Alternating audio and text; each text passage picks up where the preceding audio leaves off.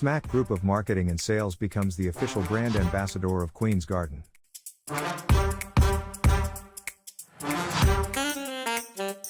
Pakistan's only leading organic honey.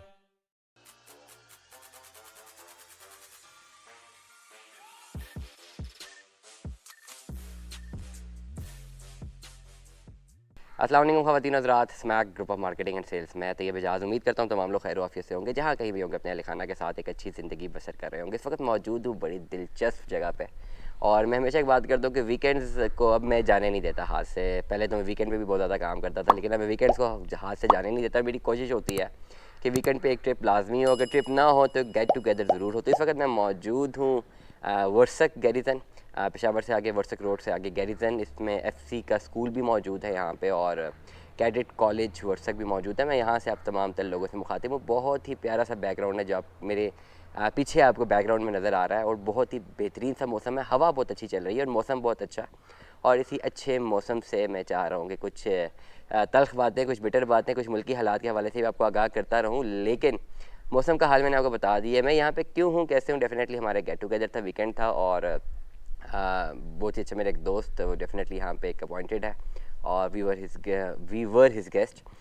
खैर anyways, बहुत प्यारी जगह है, बहुत प्यारी जगह है। और गैरिसन वर्सक, यहाँ पे वर्सक डैम भी मौजूद है, एफसी के स्कूल भी है, स्काउट्स ट्रेनिंग एकेडमी भी यहाँ पे मौजूद है, जहाँ से मैं आप तमाम तर लोगों से मुखातिब। वो भी ब्रंच हम करने लगे। ब्रंच से पहले मैंने सोचा है कि मैं आप तमाम तर लोगों से आज की अपडेट शेयर कर दूँ। बुरी खबर यह है कि पेट्रोल महंगा हो गया है, और पेट्रोल महंगा होने का मतलब ही, और डॉलर जो है वो मज़ीद महंगा हो गया। मतलब क्या है, रुपया जो है आपका डेप्रिशिएट हो गया है in terms of the current economic situation. और जो ट्रेड आपका एक्सचेंज रेट है बड़ा बहुत तेज़ी से मुतासर हुआ, क्योंकि 35 रुपये की जो है इन्फ्लेशन आई है डॉलर के रेट में, और डॉलर जो है बहुत ज़्यादा इन्फ्लेट कर गया है। इम्पैक्ट तो बहुत ज़्यादा है कि इम्पैक्ट क्या है कि इन्फ्लेशन है कि एक दिन पहले डॉलर इन्फ्लेट हुआ, अगले दिन पेट्रोल महंगा हो गया।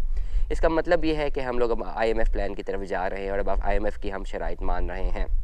IMF की शराइत मानने का फ़ायदा क्या होगा? फ़ायदा तो ये होगा तमाम पूरे मुल्क को ये फ़ायदा होना है। स्पेसिफिकली अशराफिया को, बिग बिजनेसमैन को, रियल स्टेट इन्वेस्टर्स को फ़ायदा ये होना है कि मुल्क ने डिफ़ॉल्ट नहीं डिक्लेयर करना है। मुल्क डिफ़ॉल्ट डिक्लेयर नहीं करेगा तो इन्वेस्टमेंट्स वैसे सेफ़ रहेंगी। तो definitely this is the point कि जहाँ पे हम लोग कह सकते हैं कि चलो IMF प्लान की तरफ हम जा तो रहे हैं, लेकिन मुल्क डिफ़ॉल्ट होने से बच जाएगा। ये दो जो रीज़न्स आई हैं, दो जो स्पेसिफिकेशंस आई हैं, ये जो दो इंडिकेटर्स आए हैं जिसमें डॉलर रेट इन्फ्लेट हुआ है, पेट्रोल रेट इन्फ्लेट हुआ है, इसका मतलब यही है कि हाँ, now the government is going towards the IMF। इसके बाद हमारे पास कोई चांस ही नहीं। और IMF जब हमें किस्त जब देता है, किस्त देने के बाद ही जो बाकी की दुनिया के कमर्शियल बैंक्स है वो भी जो है हमें लोन ग्रांट कर देंगे।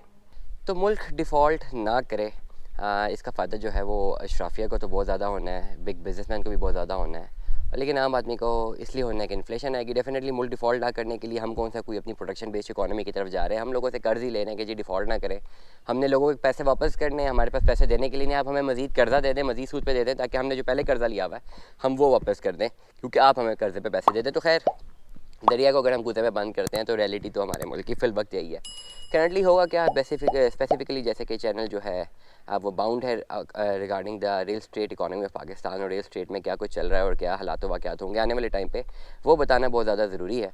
तो इसलिए मैं यही कहूँगा कि करंटली जो ये जो दो शराइत मानी, इसका मतलब इंडिकेटर्स यही है कि जो हमारी गवर्नमेंट है वो IMF की तरफ जा रही है, तो हम डिफ़ॉल्ट से इंशाल्लाह बच जाएंगे। तो रियल स्टेट्स कहाँ जाएंगे, तो होगा यही, जैसे कि मैंने अपने पहले व्लॉग में भी कहा है कि एकदम से शिफ्ट आएगा मार्केट में। इन्फ्लेशन जो है वो ह्यूज इन्फ्लेशन जो आपकी फूड सेक्टर में आ चुकी है, आपकी एनर्जी सेक्टर में आ चुकी हुई है। रियल स्टेट डाउन थी काफ़ी दिनों से। अब जो है जैसे ही मुल्क डिफ़ॉल्ट से बचता है और IMF प्लान जैसे ही क्लियर अप होता है, तो फिर ज़्यादा का ज़्यादा रुझान दोबारा रियल स्टेट की तरफ आ जाएगा, और जितने भी इन्वेस्टर्स की इन्वेस्टमेंट्स है रियल स्टेट में वो डेफिनेटली दोबारा ग्रो करना शुरू हो जाएंगी। करंटली मुल्क के हालात को मद्देनज़र रखते हुए स्पेसिफिकली मोरालिटी एक जगह पे, एथिकल वैल्यूज़ एक जगह पे डेफिनेटली, लेकिन कैपिटलिस्ट इकोनॉमी का हम तमाम तर लोग हिस्सा है, मैं भी और आप भी, हम सभी लोग इस इकोनॉमी का हिस्सा है। बिटर इकोनॉमी है, सख्त इकोनॉमी है, सख्त चीज़ें इस्टेब्लिश करना पड़ती हैं, और एक आम आदमी को तो बहुत चीज़ों से सफ़र करना पड़ता है। और कैपिटलिस्ट इकोनॉमी का फ़ायदा भी यही है कि एंटरप्रेन्योर जो है बड़ा ग्रो कर सकते हैं, बिजनेसमैन बहुत ग्रो कर सकते हैं। तो और तनख्वाहदार आदमी कैपिटलिस्ट इकोनॉमी में हमेशा जो है मुतासर होता है। तो ये तमाम तर चीज़ें होती हैं, लेकिन अगर मैं सारी चीज़ें साइड पे रख के एक मोरालिटी से हट जाऊँ, एथिकल वैल्यू से मैं हट जाऊँ, और मैं बिल्कुल कैपिटलिस्ट इकोनॉमिक्स मॉडल को जो है मद्देनज़र रखते हुए क्लियर कट आपको आइडियाज़ दूँ, क्लियर कट आपको एक एडवाइस करूँ, तो यही कहूँगा this is the right time for the investment in real estate industry of Pakistan. पहले मैं कहूँगा कि जिन लोगों को ख़तरा था कि जी रियल स्टेट डूब जाएगी, डेफिनेटली वो डूबेगी नहीं, क्योंकि डिफ़ॉल्ट नहीं होगा। डिफ़ॉल्ट हो भी ज़्यादा तो एसेट वैल्यू जो है वो बढ़ जाती है, उसके बारे में मैंने एक बड़ा व्लॉग किया हुआ है। लेकिन अभी जो मैं कह रहा हूँ, तमाम तर लोग जो दुनिया भर में मुझे सुन रहे हैं, जो रियल एस्टेट में अपनी इन्वेस्टमेंट्स करके परेशान है कि जी शायद उनका पैसा डूब गया, अब आपका पैसा कोई डूबने नहीं वाला। You have just to wait for few months more and आप देखेंगे कि कितनी ज़्यादा जो है वो ह्यूज इन्फ्लेशन आती है in terms of the real estate sector में। ऑलरेडी जो रेंटल इकोनॉमी है उसमें ऑलरेडी ह्यूज इन्फ्लेशन आ गई। अगर आप दुनिया भर में कहीं रहते हैं, आप किसी भी अपने रिश्तेदार को कॉल मिला है पाकिस्तान में, उससे पूछें कि भाई क्या हालात हैं, कोई रेंट पे अगर यहाँ पे रहता है तो पूछे रेंटल वैल्यू कहाँ पे है। तो इस वक्त रियल एस्टेट में जो रेंटल वैल्यूज़ है ना वो बहुत ज़्यादा पीक पे चली गई हैं, स्पेसिफिकली हाउस होल्ड की जो रेंटल वैल्यूज़ हैं, जिसका बहुत बड़ा इम्पैक्ट आया हुआ है और इन्फ्लेशन आई हुई है। इसलिए तमाम तर लोग जिनकी दुनिया भर में पाकिस्तान में इन्वेस्टमेंट्स हैं, रियल एस्टेट में इन्वेस्टमेंट्स हैं, उनको घबराने की ज़रूरत नहीं है, क्योंकि अब आपका पैसा मजीद मल्टीप्लाई होने वाला है।